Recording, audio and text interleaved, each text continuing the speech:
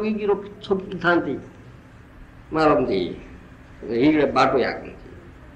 ସେ ଗୋଟିଏ ଜନ୍ମରେ ମରିଗଲା। ଇ ଜନ୍ମେ ଜନ୍ମେ କ୍ଷଣେ କ୍ଷଣେ ମରିବେ ଏଗୁଡାକ। ଏଇ ଯୋଉ ନିନ୍ଦକ ଗୁଡାକ ବୈଷ୍ଣବ ନିନ୍ଦା କରୁଛନ୍ତି। ଆଜିକାଲି ଆମମାନେ ଆଧ୍ୟାତ୍ମିକତାର କୃତଦାସ ହେଇ ପଡିଛେ। ଆମମାନେ ଅପରାକୃତ ବୈଷ୍ଣବ ମାନଙ୍କର ନୃତ୍ୟକୁ ଅପମାନଜନକ ମନେ କରୁଛେ। ବୈଷ୍ଣବର ଆନୁଗତ୍ୟ ଅପେକ୍ଷା ଆଧ୍ୟାତ୍ମିକତାର ଦାସତ୍ୱକୁ ନିରପେକ୍ଷତା ସମୀଚୀନତା ମନେ କରୁଛେ। ଆମେ ଆଧ୍ୟାତ୍ମିକତାର ପରିଣାମ ଅତି ଭୟାବହ। ସମଗ୍ର ବହିର୍ମୁଖ ଜଗତ ଓ ମନଧର୍ମୀ ସମ୍ପ୍ରଦାୟ ଏ ଆଧ୍ୟାତ୍ମିକତାକୁ ଅବଲମ୍ବନ କରି ଜଗତ ପଥରେ ଚାଲିଛନ୍ତି ଓ ତା ଫଳରେ ବହିର୍ମୁଖତାର କ୍ରମୋନ୍ନତିର ସୋପାନରେ ଆରୂଢ଼ ହେଉଛନ୍ତି। ଏକମାତ୍ର ଗୁରୁ ଶ୍ରୀ ଗୁରୁପାଦ ପଦ୍ମ ହିଁ ଏଥିରୁ ଆମମାନଙ୍କୁ ଉଦ୍ଧାର କରିବ, ଅନ୍ୟ କେହି ଉଦ୍ଧାର କରି ପାରିବେ ନା। এই প্রকার সে গুরুপাদ আধ্যাত্মিকতার ভয়াবহ পরিণাম দেখি সুদ্ধা ভ্রষ্টমতি আমମାନଙ୍କର ସୁବୁଦ୍ଧି ହଉନି। କାହିଁକି ନା ଆଧ୍ୟାତ୍ମିକତା ବ୍ୟାଧି ବିନାଶର ଏକମାତ୍ର ବୈଦ୍ୟ ହଉଛନ୍ତି ବୈଷ୍ଣବ ଠାକୁରଙ୍କୁ ଆମମାନେ ସର୍ବଶ୍ରେଷ୍ଠ ଆସନ ପ୍ରଦାନ କରି ତାଙ୍କର ଦଣ୍ଡାର ହବାକୁ ଇଚ୍ଛା କରୁଁ। ବୁଝିପାରିଲେ? ଏଇଟା ହେଲା ତାର କାରଣ। ବୈଷ୍ଣବଙ୍କର ଦଣ୍ଡ ସହ୍ୟ ନ କଲେ ବୈଷ୍ଣବତା ଲାଭ ହବ ନା। ବୁଝିପାରିଲେ? ବୈଷ୍ଣବତା ଲାଭ ହବ ନା। ତେଣୁ ଦଣ୍ଡ ସହ୍ୟ କରିବା ଦରକାର। ଦଣ୍ଡ ମିଳିନାହିଁ ତ କୃପା ମିଳିନି। କୃପା ମିଳିନି ଜାଣିବାକୁ ପଡିବ। ବୁଝିପାରିଲ? ପ୍ରବଞ୍ଚନାରେ ପଡିଛ, ପିଠି ସାଉଳଉଛନ୍ତି, ବଢିଆ ଖାସା ପିଲା, ପ୍ରବଞ୍ଚନାରେ ପଡିଛ। ଦଣ୍ଡ ପାଇଲେ ଯାଇକରି କୃପା ମିଳିବ। ବୈଷ୍ଣବର ଦଣ୍ଡ ପାଇନା, କୃପା ପାଇନା, ପ୍ରବଞ୍ଚନାରେ ପଡିଛ। ଏ କଥା ଜାଣି ରଖିବାକୁ ପଡିବ। ବୁଝିପାରେ? ତେଣୁ ସେ କଥା କୁହାଯାଉଛି।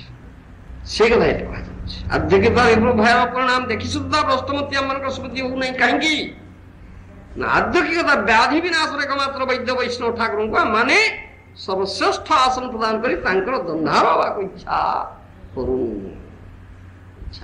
ତାହେଲେ କେମିତି ବ୍ୟାଧିରୁ ଉଦ୍ଧାର ମିଳିବ?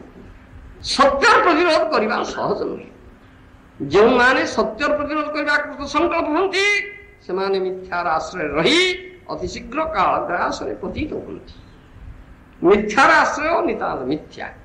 এই জগৎ প্রপঞ্চময়। এই জগতের যেদূর সত্য রূপ ভগবত তত্ত্বর জয় উপলব্ধি হয় সেদূর পর্যন্ত মায়াজনিত মিথ্যা বিদূরিত হয়। পুଣି এপরি দেখা যাইছি ଯେଉଁଠାରେ ସତ୍ୟର ଉନ୍ନତି ନିମିତ୍ତ ଯତ୍ନ হয় ସେଠାରେ ମିଥ୍ୟା ଆସି ଅଗ୍ରସର হয়, ପ୍ରତିରୋଧ হয় ଏବଂ ସତ୍ୟର ପ୍ରତିରୋଧରେ ନାନା ପ୍ରକାର ଦୁଷ୍ଟ ଆଚରଣ କରିଥାଏ। ଏହା ଭଗବାନଙ୍କ ଇଚ୍ଛା। କାହିଁକି ନା ବିପରୀତ ବସ୍ତୁର କ୍ରିୟା ଉଦୟ ନହେଲେ ଯଥାର୍ଥ ତତ୍ତ୍ୱ ବଳ ଲାଭ କରିପାରିବ ନାହିଁ। ଯେପରି ଅନ୍ଧକାର ନ ଆସିଲେ ଆଲୋକର ଆଦର ଜଣାଯାଏ ନା, ସେହିପରି ମିଥ୍ୟା ଆଶ୍ରିତ ବ୍ୟକ୍ତି ମାନଙ୍କର ଉଦ୍ୟମ ନହେଲେ ସତ୍ୟ ଆଶ୍ରିତ ବ୍ୟକ୍ତିଗଣଙ୍କର ଜୟ ସୁଖ ଲାଭ ହୁଏ ନା। ତେଣୁ ଏ ଭୌତିକ ଜଗତରେ ଅଛି ଦିଟା ଜିନିଷ, ବିରୋଧ ଜିନିଷ ରହିବ। ନାମ ତତ୍ତ୍ୱବିତ୍ ଗୁରୁଦେବଙ୍କ ପ୍ରତି ପ୍ରାକୃତ ବୁଦ୍ଧି, ମନୁଷ୍ୟ ବୁଦ୍ଧି ପ୍ରବୃତ୍ତି, ଅସୂୟାର ସନ୍ତାନ ସନ୍ତତି। ଶ୍ରୀ ଗୁରୁଦେବଙ୍କର ଶାସନ ଆନୁଗତ୍ୟ ପରିତ୍ୟାଗ କରି ତାଙ୍କର ସେବାରୁ ଦୂରେ ରହିବା କିମ୍ବା ସ୍ୱକପଳ କଳ୍ପିତ କଳ୍ପନା ବଳରେ ତାଙ୍କର ସେବାର ଅଭିନୟ କରି ଲକ୍ଷ ଲକ୍ଷ ବାର ନାମାକ୍ଷର ଉଚ୍ଚାରଣ କଲେ ସୁଦ୍ଧା ତାହା ଗୁରୁ ଆଜ୍ଞା ଅପରାଧ ହବ, ଗୁରୁ ଅବଜ୍ଞା ଅପରାଧ। ଗୁରୁଦେବ କଣ ମନୁଷ୍ୟ ନୁହନ୍ତି? ତାଙ୍କର କଣ ଜନ୍ମ ମୃତ୍ୟୁ କ୍ଷୁଧା ତୃଷା ନାହିଁ? ଯଦି ସେ ସବୁ ଅଛି ତାହେଲେ କିପରି ତାଙ୍କୁ ଆମେ ଅତିମର୍ତ୍ତ୍ୟ ବୋଲି କହିବା? ଏଇଟା ଆଚାର୍ଯ୍ୟ ମଙ୍ଗିଜାନେମ୍ ନାମ ମନ୍ୟେତ୍ କରିଛି ନା ମର୍ତ୍ତ୍ୟ ବୁଦ୍ଧି ଅସ୍ମିତ ସର୍ବଦେବ ଅତିମର୍ତ୍ତ୍ୟ। ମର୍ତ୍ତ୍ୟ ବୁଦ୍ଧି କରିବ ନା, ଏଇଟା ତ ହୋଇଯାଉଛି ଆମର ନା, ଏଇଟା ହେଇଯାଉଛି, ମନ ମନ ହଉଛି। ସେ କହିଲେ ଯାହା କହିଲେ ହଜାର ବାର କହୁନା, ସେ କଣ ହଉଛି ମର୍ତ୍ତ୍ୟ ବୁଦ୍ଧି ହଉଛି? କେମିତି ଗୁଡା ଅଛି? ମୁଁ ଦ୍ରଷ୍ଟା, ମୁଁ ଯାହା ଦେଖୁଛି ତା ଠିକ।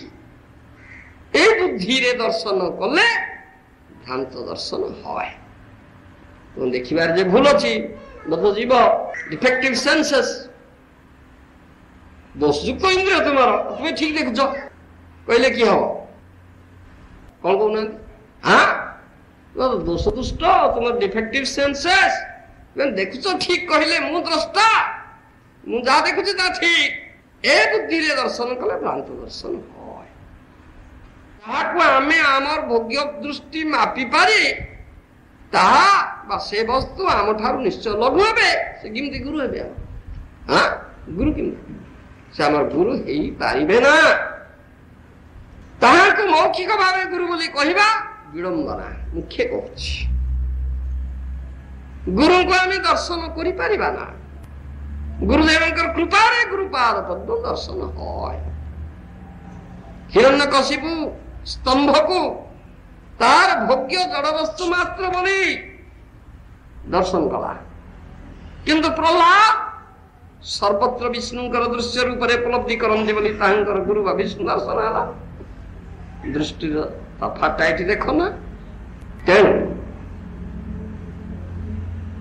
ଶ୍ରୀ ଗୁରୁପାଦ ପଦ୍ମର ଜ୍ଞାନାଞ୍ଜନ ଶଳାକା ଦ୍ୱାରା ଜୀବର ଜନ୍ମ ଜନ୍ମାନ୍ତରର ଅନ୍ଧଚକ୍ଷୁ ଉନ୍ମିଳିତ ହେଲେ তৎসমীক্ষে বিষ্ণু দৃশ্য বিজ্ঞান প্রকাশিত হয় শ্রী গুরুদেব জন্ম মৃত্যু বা ক্ষুধাতৃষার অধিক বস্তু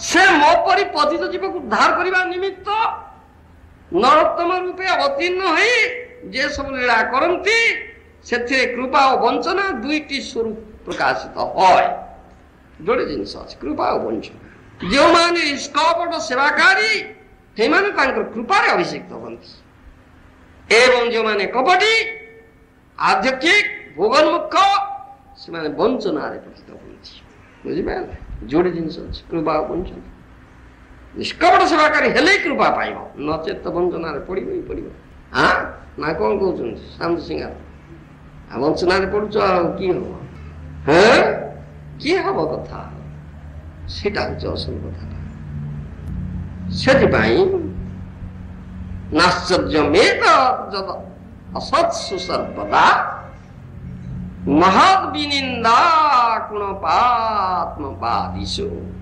ଶେଷ୍ୟ ମହାପୁରୁଷ ପାଦ ପାଂଶୁ ଭୀର ନିରସ୍ତ ତେଜସୁ ତଦେବ ଶୋଭନମ୍ ଶ୍ରୀମଦ୍ ଭାଗବତ ଚତୁଷ୍କୋନ୍ଦରେ କଥା କହିଥାନ୍ତି ଯେଉଁମାନେ ଏଇ ଜଡ଼ ଦେହକୁ ଆତ୍ମା ବୋଲି ଜ୍ଞାନ କରନ୍ତି ସେ ପ୍ରକାର ସତ୍ପୁରୁଷ ମାନେ ନିରନ୍ତର ମହାଜନ ମାନଙ୍କର ନିନ୍ଦା କରିବେ ଏଥିରେ ଆଶ୍ଚର୍ଯ୍ୟ କଣ ଅଛି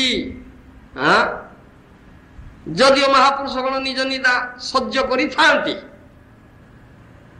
ତରୁରୀବ ସହିଷ୍ଣୁ ନା ମହାପ୍ରଭୁଙ୍କର ଶିକ୍ଷା ବୃକ୍ଷ ପରି ସହିଷ୍ଣୁ ନିଜ ନିନ୍ଦା ମହାପୁରୁଷ ମାନେ ସହ୍ୟ କରିଯିବେ ତଥାପି ସେମାନଙ୍କର ପଦରେଣୁ ସମୂହ ମହତ୍ ନିନ୍ଦା ସହ୍ୟ କରିପାରେ ନା ସେ ସବୁ ନିନ୍ଦକର ତେଜ ନାଶ କରିଥାନ୍ତି ଅଦୈବ ସତ୍ୟର ମହତ୍ ବିଦ୍ୱେଷ ଶୋଭନୀୟ କାରଣ ତଦ୍ୱାରା ସେମାନଙ୍କର ସମୁଚିତ ପ୍ରତିଫଳ ପ୍ରାପ୍ତି ହେଇଥାଏ କିନ୍ତୁ ଯେ ମହତ୍ ଲୋକ ସେ କିପରି କରିପାରିବ ସେ କିପରି କଥା ସେ କଥା କଦାପି କରାଯାଇପାରିବ ନା ସେଥିପାଇଁ ଭକ୍ତ ସ୍ୱଭାବଜ୍ଞ ଦୋଷ କ୍ଷମା